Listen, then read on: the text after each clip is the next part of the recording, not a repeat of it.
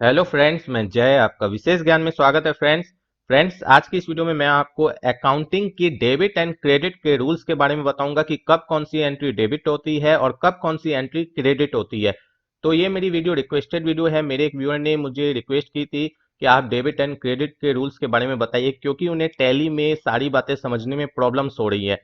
हो सकता है उनका बैकग्राउंड अकाउंट्स का ना हो, इसीलिए उन्होंने रिक्वेस्ट की हो।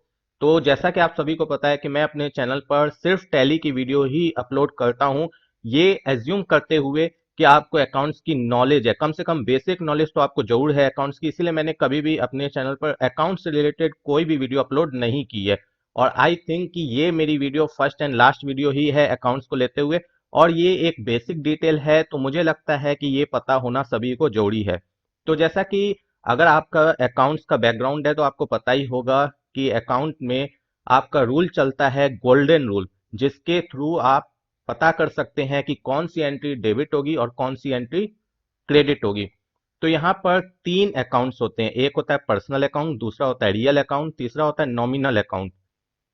तो देखिए फ्रेंड्स, यहाँ पर जो ये तीनों अकाउंट्स है, पर्सनल, रियल और नॉमिनल, इनके जो रूल्स है उनके बारे में हम समझेंगे कि ये क्या बोलते हैं। इसके बाद हम एक एक करके एग्जाम्पल के थ्रू देखेंगे कि कैसे डेबिट किया जा सकता है और कैसे क्रेडिट। तो देखिए पर्सनल अकाउंट का रूल क्या बोलता है।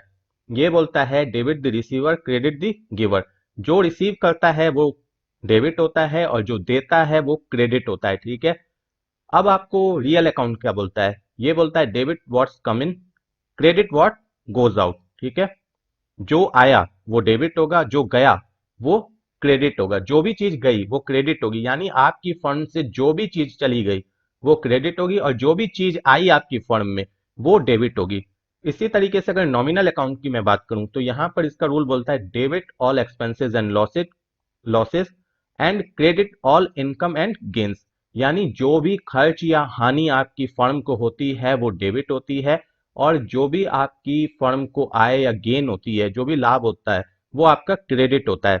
तो आपने रूल्स तो देख लिए, अभी आपको ये कुछ नहीं समझ में आया होगा। अगर आपका बैकग्राउंड अकाउंट्स का नहीं है तो आपको बिल्कुल कुछ भी समझ में नहीं आया होगा। अब मैं एग्जाम्पल के थ्रू आपको समझाता हूं। जैसे पहला एग्जाम्पल है कि जब भी कोई बिजनेस स्टार्ट होता है तो उसमें पूंजी लगती है। जाहिर सी बात है, किसी को भी पता है कि कोई भी बिजनेस बिना पूंजी के स्टार्ट हो नहीं सकता है। तो फ्रेंड्स, जब भी आप कोई बिजनेस स्टार्ट करते हैं तो वहां पर आप कैपिटल को इंट्रोड्यूस करते हैं, यानी पूंजी लगाते हैं। चाहे वो पूंजी कैश के रूप में लगाएं, बैंक के रूप में लगाएं, स्टॉक के रूप में लगाएं या एसेट के रूप में लगाएं, लेकिन आप पूंजी जरूर लगाते हैं। तो अगर मैं एग्जांपल लूं कि आपने अपना बिजनेस स्टार्ट किया कैश से, यानी जो आपकी पूंजी लगी है वो आपने कैश लगाया है, तो उस केस में एंट्री क्या होगी। आपकी एंट्री होगी cash account debit, capital account credit. तो अब आप सोच रहे होंगे कि मैंने ऐसी ही एंट्री क्यों की। तो अब आप समझिए, अगर आप अपने बिजनेस के पॉइंट ऑफ व्यू से देखें, जब आप अपने फर्म का, अपने दुकान का अकाउंट्स बनाएंगे तो वहां पर आपके फर्म में पैसे आए, पैसे आए, आप बात समझिएगा, भले आप ही ने दिए, क्योंकि आपकी फर्म अलग है, आप अलग है।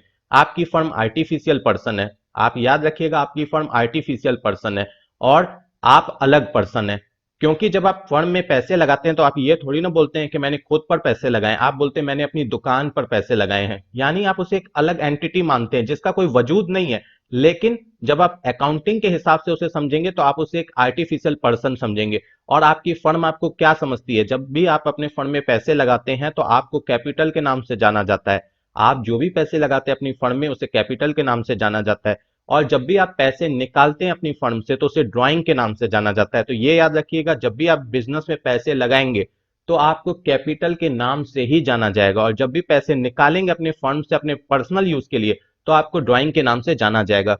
तो अगर मैं बिजनेस के पॉइंट ऑफ व्यू से देखूं, तो अगर आप उसकी अकाउंटिंग कर रहे हैं तो वहां पर क्या आया, आपने अगर पैसे लगाए एज ए पर्सन तो आपकी फर्म को क्या रिसीव हुआ, कैश रिसीव हुआ। तो इसीलिए कैश यहां पर डेबिट है। और ये बात कहां लिखी है कि जब भी कोई चीज रिसीव होगी तो वो डेबिट होगी। ये बात रियल अकाउंट के रूल में लिखी है कि जब भी कोई चीज आएगी वो डेबिट होगी। तो अगर आप फर्म का अकाउंट बना रहे हैं तो वहां पर अगर कोई चीज आ रही है तो वो डेबिट होगी, और ये बात रियल अकाउंट में लिखी है, इसीलिए मैंने यहां पर लिख दिया है कैश अकाउंट डेबिट, बगल में ब्रैकेट में रियल, ठीक है। अब मैंने यहाँ पर कैपिटल को क्रेडिट ही क्यों किया, अब इसके पीछे का मकसद समझिए। यहाँ पर ये पर्सनल अकाउंट चल रहा है, वो इसलिए कि जो फर्म को पैसे आए वो किससे आए। फर्म को किसने पैसे दिए, आपने दिए, और मैंने अभी बता दिया कि आपको फर्म कैपिटल के नाम से जानती है, और पर्सनल अकाउंट में लिखा हुआ है कि जो पैसे देता है वो क्रेडिट होगा। क्रेडिट द गिवर, आप देख सकते हैं क्रेडिट द गिवर, यानी जो पैसे दे रहा है वो क्रेडिट होगा। तो यहां पर फर्म आपको कैपिटल के नाम से जानती है, इसीलिए आपको क्रेडिट कर रही है। उसके पास पैसे आ रहे हैं, इसीलिए जो भी चीज आ रही है वो उसे डेबिट कर रही है। तो फर्म के पास कैश आ रहा है, इसीलिए फर्म कैश को डेबिट कर रही है। अगर इसी जगह पे मानकर चलिए आपने फर्म में बैंक इंट्रोड्यूस की होती तो बैंक को डेबिट करती।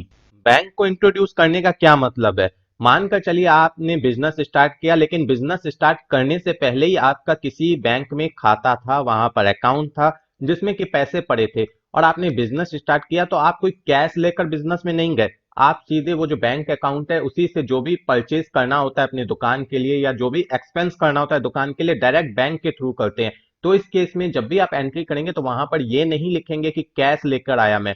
कैश तो आपकी बैंक में है, लेकिन वो पैसा है कहाँ, आपकी बैंक में है। तो आप अपने बिजनेस में बैंक को इंट्रोड्यूस कर रहे हैं। तो उस केस में जिस भी बैंक में आपका अकाउंट है, HDFC SBI जिस भी बैंक में है, तो आप लिखेंगे, मानकर चलिए आपका अकाउंट है SBI बैंक में, तो यहां पर लिखेंगे SBI अकाउंट डेबिट, और क्रेडिट करेंगे कैपिटल अकाउंट को।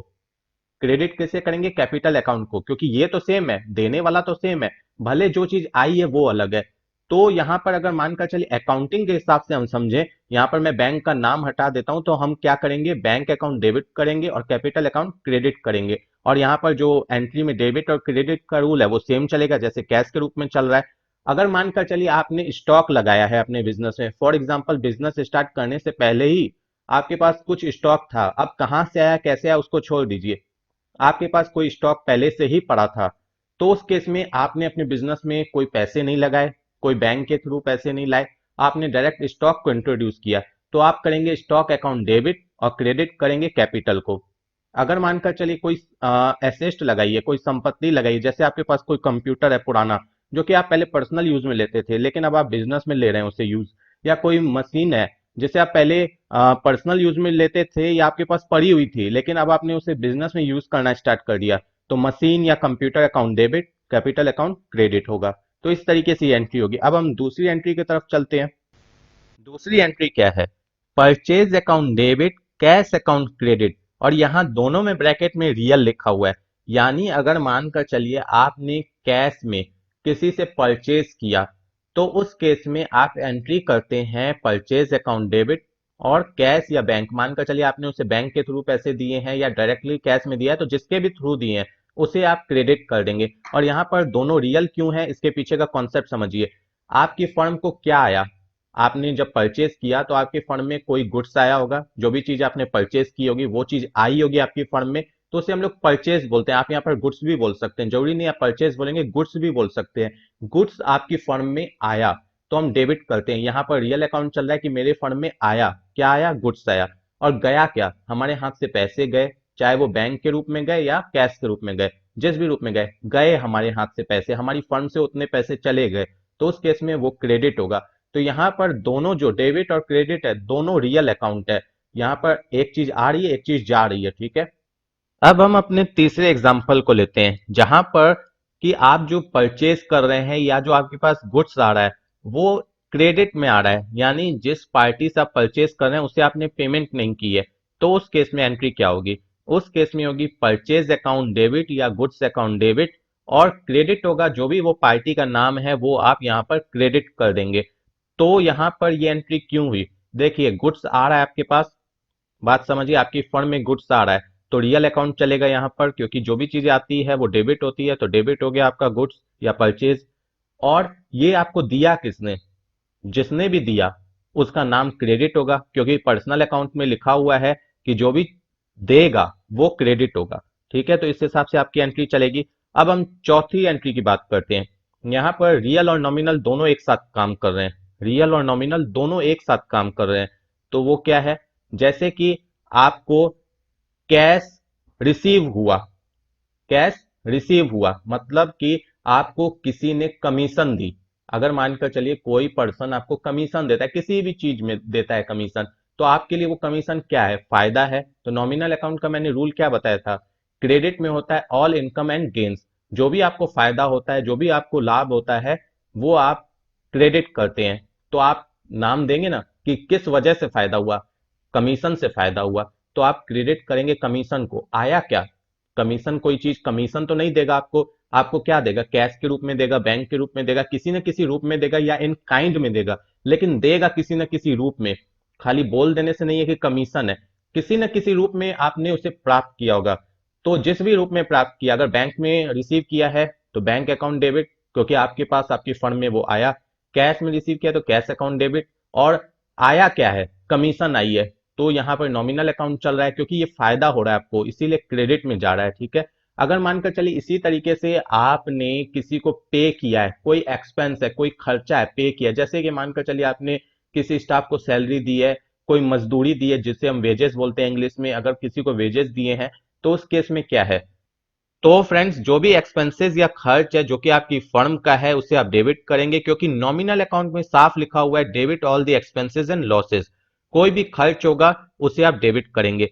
तो वो जो खर्च है किस एवज में किया गया है? वेजेस के रूप में किया गया है, मजदूरी के रूप में किया गया है, स्टाफ सैलरी के रूप में किया गया है, या इलेक्ट्रिसिटी बिल के रूप में किया गया है? जिस भी रूप में किया गया है उसका नाम आप लिखेंगे कि wages account debit, salary account debit. यानी ये जो पैसा खर्च किया गया इस एवज में खर्च किया गया। अगर आप नाम ही नहीं लिखेंगे तो पता कैसे चलेगा कि ये जो पैसा है किस एवज में खर्च हुआ है? ठीक है।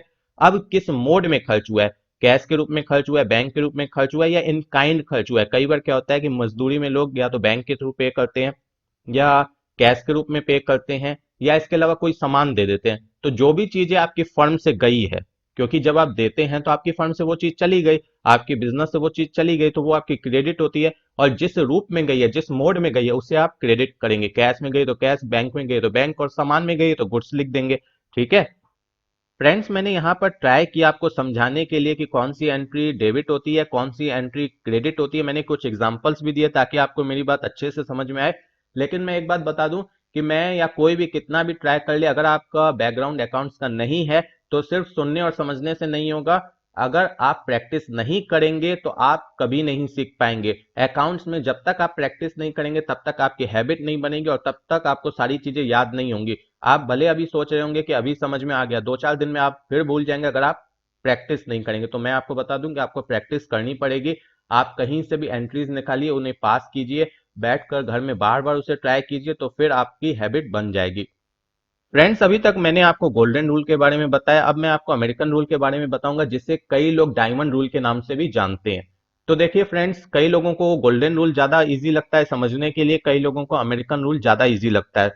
इसीलिए मैं आपको दोनों रूल्स के बारे में बता रहा हूँ। आपको जो बेटर लगे, जो इजी लगे समझने के लिए, डेबिट क्रेडिट को समझने के लिए या एंट्रीज को करने के लिए, आप उसे फॉलो करेंगे। तो देखिए अमेरिकन रूल में किस हिसाब से होता है। यहाँ पर 5 हेड्स हैं: asset, liability, expense, capital, revenue और गेन्स। एक्सपेंस का मतलब तो आप समझते ही हैं, खर्च। कोई भी खर्च उसे आप एक्सपेंस बोल सकते हैं। कैपिटल का मतलब भी आप समझते हैं, पूंजी को कैपिटल बोला जाता है। रेवेन्यू या गेन्स का मतलब तो आप समझते ही हैं कि कोई भी लाभ, कोई भी फायदा, उसे आप रेवेन्यू या गेन्स बोल सकते हैं। लाइबिलिटी और एसेट क्या होता है, अब आप ये समझिए। फ्रेंड्स, लाइबिलिटी का हिंदी में क्या मतलब होता है? लाइबिलिटी का मतलब होता है दायित्व। अब यहां पर आप दायित्व को कैसे समझिएगा? जैसे मानकर चलिए आपने किसी से लोन लिया है, तो जब तक आप उससे लोन के पैसे चुका नहीं देते हैं तब तक आपके सिर पर एक भार रहता है, एक दायित्व रहता है कि आप उसे ये पैसे चुकाएंगे। जिस दिन आप चुका देते हैं आपकी लाइबिलिटी खत्म हो जाती है। तो आपने समझ लिया होगा कि लाइबिलिटी का मतलब क्या है। अगर मैं अभी यहाँ पर 2-4 एग्जाम्पल और दूं तो आपको इजिली समझ में आएगा। मानकर चलिए आपने किसी से उधार में माल मंगवाया, तो जिस पार्टी से आपने उधार में माल मंगवाया है, तो जब तक आप उसे पे नहीं कर देते हैं, उस माल के जो भी पैसे पे नहीं कर देते हैं, तब तक आपका वो दायित्व होता है, आपकी वो लाइबिलिटी होती है। जिस दिन आप उसे पे कर देते हैं वो ऑटोमेटिक हट जाती है। इसी तरीके से मानकर चलिए कि कोई स्टाफ है जिसने आपके यहाँ काम तो कर दिया लेकिन आपने उसे पे नहीं किया है, तो जब तक आप उसे पे नहीं कर देते हैं, आपको पे करना है लेकिन जब तक आप उसे पे नहीं कर देते हैं तब तक वो आपकी लाइबिलिटी, आपकी वो दायित्व है, आपको उसे पे करना है। तो लाइबिलिटी का मतलब आप समझ गए होंगे। एसेट, एसेट का मतलब होता है संपत्ति। कोई भी संपत्ति, चाहे वो बैंक में पैसे हो, कैश हो, आपका कोई फिक्स्ड एसेट हो। फिक्स्ड एसेट का मतलब होता है स्थायी संपत्ति, जैसे कंप्यूटर, लैपटॉप, कोई मशीन है, कोई बिल्डिंग है, कोई लैंड है, ये सारी फिक्स्ड एसेट होती है। करंट एसेट में आपका बैंक वगैरह आ जाती है, आपका ये स्टॉक वगैरह आ जाता है। या इनटेंजिबल एसेट जैसे कि ट्रेडमार्क वगैरह, पेटेंट, कॉपीराइट वगैरह, ये सारी की सारी चीजें एसेट होती है, ठीक है। या किसी को आपने कोई पैसे एडवांस में दे रखे हैं तो वो पैसे आपको उससे लेने होते हैं, तो वो भी आपकी एसेट होती है। तो अब आप समझ गए होंगे कि एसेट और लाइबिलिटी क्या होती है, बेसिक मोटा मोटी तौर पे आप समझ गए होंगे। तो अब आप देखिए, मैं आपको एंट्री समझाता हूं। एसेट, जब भी आपकी एसेट बढ़ेगी, जब भी आपकी एसेट बढ़ेगी तो वो डेबिट होगी। अब आप इसे इस तरीके से अगर याद रखेंगे कि जब भी मेरी एसेट बढ़ेगी तो वो डेबिट होगी, तो आपको इजी रहेगा समझने में और एंट्री करने में।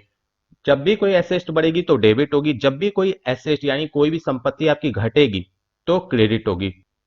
उसी तरीके से लाइबिलिटी, जब भी कोई लाइबिलिटी यानी जो आपका दायित्व है वो घटेगा तो वो डेबिट होगा, जब भी कोई दायित्व आपका घटेगा तो डेबिट होगा, जब भी कोई दायित्व आपका बढ़ेगा, जब भी आपकी लाइबिलिटी बढ़ेगी तो वो क्रेडिट होगी, ये याद रखिएगा। एक्सपेंस, एक्सपेंस में क्या है कि जब भी कोई आपका एक्सपेंस बढ़ेगा, जब भी कोई खर्च बढ़ेगा तो वो डेबिट होगा, जब भी कोई खर्च घटेगा तो वो क्रेडिट होगा। कैपिटल में जब भी कोई कैपिटल घटेगी तो वो क्रेडिट होगी, सॉरी डेबिट होगी, और जब भी कोई कैपिटल इंक्रीज होगी यानी बढ़ेगी तो वो क्रेडिट होगी। कैपिटल में मैंने क्या बोला, जब भी कोई कैपिटल घटेगी तो डेबिट होगी, जब भी कोई कैपिटल बढ़ेगी तो क्रेडिट होगी। उसी तरीके से रेवेन्यू और गेन्स में, जब भी कोई रेवेन्यू या गेन घटेगा तो डेबिट होगा, जब भी कोई रेवेन्यू या गेन बढ़ेगा तो क्रेडिट होगा। तो फ्रेंड्स, अब मैं आपको सारी बातें एग्जाम्पल के थ्रू समझाता हूं ताकि जो भी मैंने रूल बताए ये आपको इजिली समझ में आ सके। तो सबसे पहले हम एसेट के बारे में बात करेंगे। जब भी आपके बिजनेस में कोई एसेट आती है, बढ़ती है, तो वो क्या होती है, वो डेबिट होती है। जब भी कोई एसेट बढ़ती है तो वो क्या होती है, डेबिट होती है। तो अगर मानकर चलिए आप अपने बिजनेस के लिए कोई गुड्स परचेज करके ला रहे हैं जिसे आप आगे सेल करेंगे, तो भी आपकी वो डेबिट होगी, क्योंकि मैंने आपको पहले ही बता दिया एसेट में आपका कैश, बैंक या आपकी कोई स्टॉक है वो भी आती है, कोई फिक्स्ड एसेट है जो कि लैपटॉप वगैरह होते हैं वो भी आते हैं। तो जब भी आप कोई चीज परचेज करके लाते हैं जो कि एसेट है और वो आपके बिजनेस में बढ़ती है तो वो डेबिट होती है। मानकर चलिए मैंने गुड्स परचेज किया आगे सेल करने के लिए, तो यहां पर ये जो मेरा गुड्स है वो डेबिट होगा क्योंकि इससे मेरे बिजनेस की एसेट बढ़ गई, ठीक है। अब क्रेडिट क्या होगा, तो देखिए क्रेडिट यहां पर अगर आपकी कोई एसेट घटती है तो वो क्रेडिट होती है। तो यहां पर देखिए मेरा क्रेडिट क्या होगा, अब जो मैंने ये गुड्स परचेज किया है, ये गुड्स मैंने कैसे परचेज किया होगा, मैंने कैश दिया होगा, बैंक के थ्रू पेमेंट की होगी तो ही तो परचेज किया होगा, बिना पेमेंट किए तो मैंने परचेज नहीं किया होगा, या क्रेडिट में परचेज किया होगा, यही तीन चीजें हो सकती है।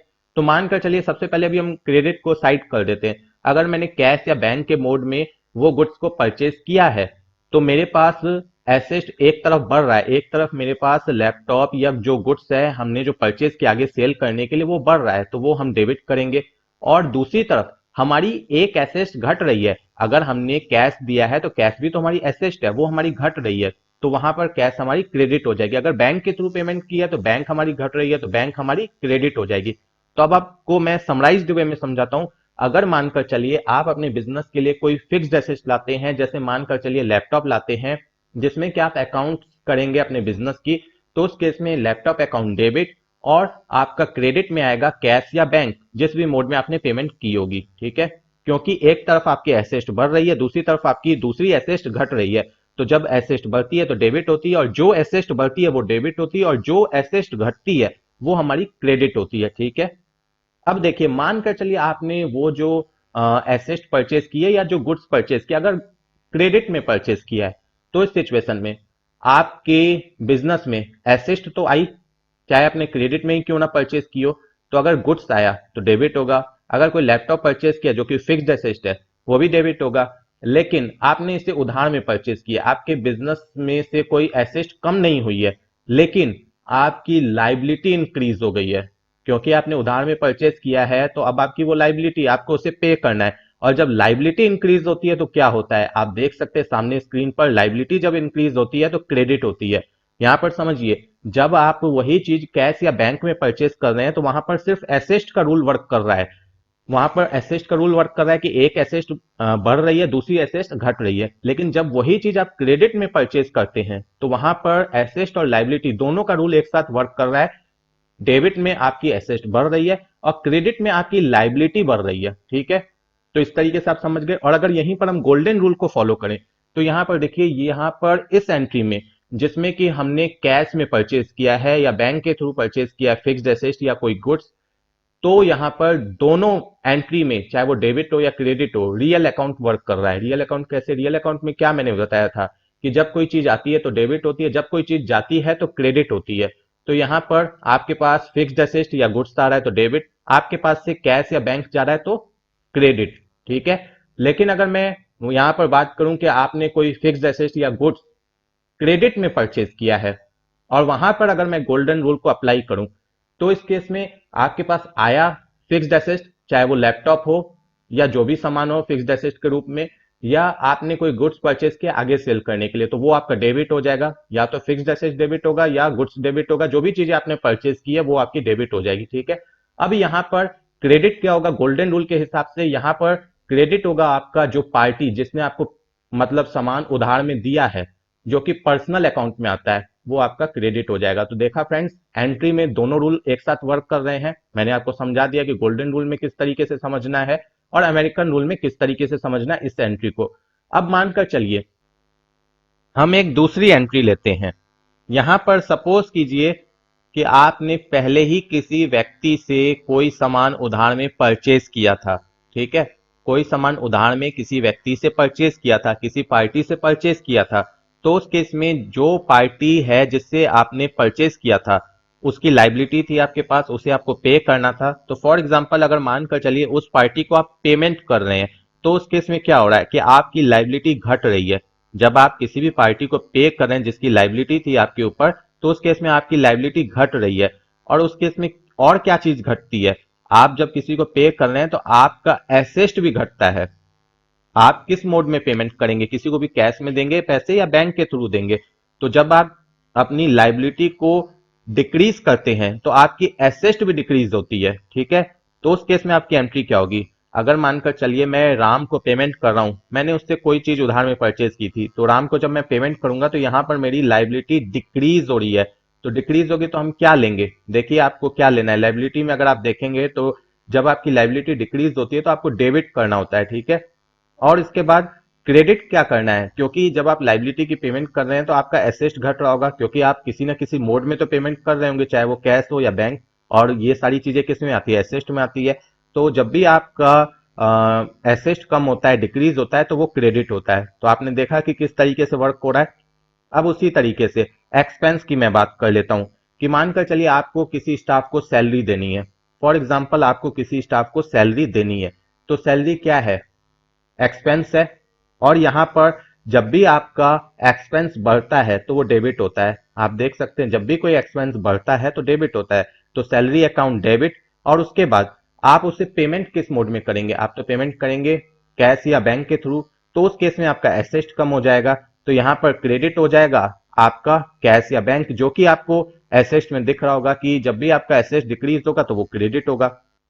इसी तरीके से फ्रेंड्स कैपिटल में भी वर्क होता है। जब आपकी बिजनेस में पूंजी बढ़ेगी, यानी जब भी आप अपने बिजनेस में कैपिटल को इंट्रोड्यूस करेंगे, तो यहां पर क्या लिखा है कि जब भी कैपिटल इंक्रीज होगी तो वो क्रेडिट होगी। तो यानी कि कैपिटल अकाउंट क्रेडिट होगा। और इस केस में जब भी आप अपने बिजनेस में कैपिटल लाते हैं तो आपकी एसेट बढ़ती है, क्योंकि आप किसी ना किसी मोड में तो कैपिटल को लाते हैं, चाहे कैश हो, बैंक हो या स्टॉक हो या फिक्स्ड एसेट हो, किसी ना किसी मोड में तो आप अपने कैपिटल को इंट्रोड्यूस करते ही हैं बिजनेस में। तो उस केस में ये जो भी चीजें आप लाते हैं ये आपके एसेट होती है। तो यहां पर आपकी कैपिटल जब इंक्रीज होती है आपके बिजनेस में तो वो क्रेडिट होती है। और आपकी एसेट जो कि इंक्रीज होती है तो डेबिट होती है। आप देख सकते हैं जब एसेट इंक्रीज होती है तो डेबिट होती है, जब कैपिटल इंक्रीज होती है तो क्रेडिट होती है। ठीक है, उसी तरीके से अगर मानकर चलिए आप अपने बिजनेस से कभी कुछ पैसे पर्सनल यूज के लिए निकालते हैं, जिसे हम ड्राइंग के नाम से जानते हैं, तो उस केस में आपकी कैपिटल डिक्रीज होती है, आपकी कैपिटल घटती है आपके बिजनेस से। तो उस केस में क्या होता है कि जब भी आपकी कैपिटल घटती है तो डेबिट होती है। और आप यहाँ एसेट को अगर फॉलो करें तो वहां पर जब भी आपका एसेट घटता है तो वो क्रेडिट होता है। जब भी एसेट घटता है तो क्रेडिट होता है, जब भी कैपिटल घटती है तो वो डेबिट होती है। तो इस केस में एंट्री क्या होगी? इस केस में एंट्री होगी आपकी drawing account debit to cash या बैंक अकाउंट क्रेडिट। ठीक है, अब फ्रेंड्स हम फाइनली रेवेन्यू एंड गेन्स की बात कर लेते हैं। जब भी आपका रेवेन्यू बढ़ता है तो वो क्या होता है, क्रेडिट होता है। जब भी आपका रेवेन्यू बढ़ता है तो क्रेडिट होता है। फॉर एग्जांपल मान कर चलिए आपको किसी ने कमीशन दी, जैसे कि मैंने पहले केस में भी आपको बताया था गोल्डन रूल में, अगर किसी ने कमीशन दी तो कमीशन आपके बिजनेस में फायदा लेकर आई है, रेवेन्यू हुआ है, गेन हुआ है, तो उस केस में ये क्रेडिट होगा। रेवेन्यू में क्या लिखा हुआ है, जब भी इंक्रीज होगा रेवेन्यू तो वो क्रेडिट होगा, तो कमीशन आपकी क्रेडिट होगी, जैसे कि गोल्डन रूल में भी हो रही है, आपको ऊपर दिख रहा होगा जो नॉमिनल लिखा हुआ है, यानी कमीशन इस केस में आपकी क्या हो रही है, क्रेडिट हो रही है। और यहां पर आपका एसेस्ट बढ़ रहा है। एसेस्ट बढ़ रहा है क्योंकि कमीशन किसी ना किसी मोड में तो मिली होगी, कैश बैंक किसी ना किसी मोड में तो मिली होगी, तो उस केस में हमारा एसेस्ट बढ़ता है। एसेस्ट बढ़ेगा तो क्या होगा, आप देख सकते हैं एसेस्ट जब इंक्रीज होता है तो वो डेबिट होता है, आपको सामने ही रिफ्लेक्ट हो रहा है। और इसी तरीके से जब हमारा गेन कम होता है तो वो डिक्रीज होता है, और उस केस में हमारा एसेस्ट भी कम हो जाता है। जब हमारा गेन कम हो जाता है तो हमारा एसेस्ट भी कम हो जाता है। तो जब रेवेन्यू कम होता है तो वो डेबिट होता है, और जब एसेस्ट कम होता है तो क्रेडिट होता है। तो फ्रेंड्स आई थिंक कि मैंने आपको ये जो भी रूल्स थे, अमेरिकन रूल या गोल्डन रूल, आपको समझाने की कोशिश की, और आपको समझ में भी कुछ ना कुछ तो आया ही होगा। लेकिन मैं आपको बोलूंगा कि आप प्रैक्टिस जरूर करिएगा, तभी आप सीख पाइएगा, अगर आपका बैकग्राउंड अकाउंट्स का नहीं है तो। तो फ्रेंड्स मैं एक बात और क्लियर कर दूं, जो लोग मैनुअल अकाउंटिंग करते हैं उन्हें जर्नल एंट्रीज करनी होती है, लेजर्स बनाना होता है, और उसके बाद ट्रायल बैलेंस बनाना होता है, जो कि ईयरली भी बना सकते हैं या स्पेसिफाइड जो भी टाइम है उस पीरियड में बना सकते हैं। इसके अलावा trading and profit and loss account बनाना पड़ता है जो कि ईयरली बनता है, बैलेंस शीट बनानी पड़ती है जो कि ईयरली बनती है। लेकिन अगर आप लोग टैली में एंट्रीज करेंगे तो वहां पर अगर आपको डेबिट और क्रेडिट अच्छे से समझ में आ गया तो उस केस में सारी चीजें डे टू डे जो भी आप एंट्रीज पास करते हैं सारी की सारी चीजें ऑटोमेटिक रिफ्लेक्ट होती है बैलेंस शीट में, प्रॉफिट एंड लॉस अकाउंट में। आपको कुछ करने की रिक्वायरमेंट नहीं होती है, सिर्फ आपको एंट्रीज पास करनी होती है। तो टैली में यही एक डिफरेंस है कि वहां पर आपको कुछ भी खुद से नहीं बनाना है, सारी चीजें ऑटोमेटिक बन जाती है, सिर्फ आपकी एंट्री का कॉन्सेप्ट क्लियर होना चाहिए। आई थिंक कि मैंने जो भी आपको समझाया आपको समझ में आया। अगर आपको मेरी वीडियो अच्छी लगे तो प्लीज वीडियो को लाइक कीजिएगा। अगर आपने अभी तक मेरे चैनल को सब्सक्राइब नहीं किया तो प्लीज सब्सक्राइब कीजिएगा, और हो सके तो इसे अपने फ्रेंड्स के साथ जरूर शेयर कीजिएगा। Thank you friends for watching my video.